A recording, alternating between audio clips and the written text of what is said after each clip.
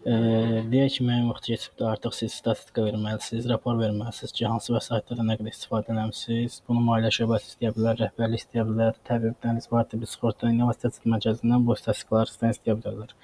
Laborator qeydlərə daxil olub poliklinika moduluna klik edirik. Yenidən anbar təqibinə daxil oluruq ki, oradan biz raporlarımızı çıxardıq. Burada istənilən həkim adına daxil oluruq, şifrə yerini boş qoyuruq, otaq nömrəsinə də 1 yazırıq. Daxil olduqdan sonra biz əməliyyatlara klik edəcəyik.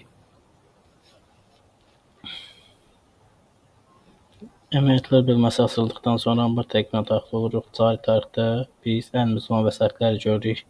Qalığımız bunlardır. Bizə lazım olan alt anbar hesabatıdır.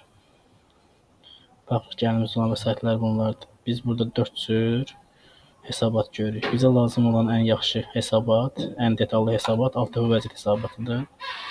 Burada tarix aralığını seçirik.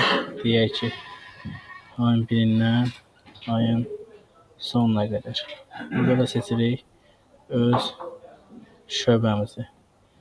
Nevrologiya 10 idik biz. Nevrologiya 10 seçdikdən sonra siyahılanı basırıq. Baxırıq ki, əlimizdə nələr var. Vəsait adları buradadır.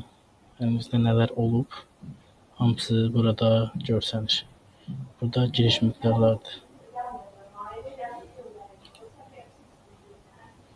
Məsələn, əlimizdə nə qədər giriş olubdur, nə qədər çıxış olubdur, hamısı burada görsənir.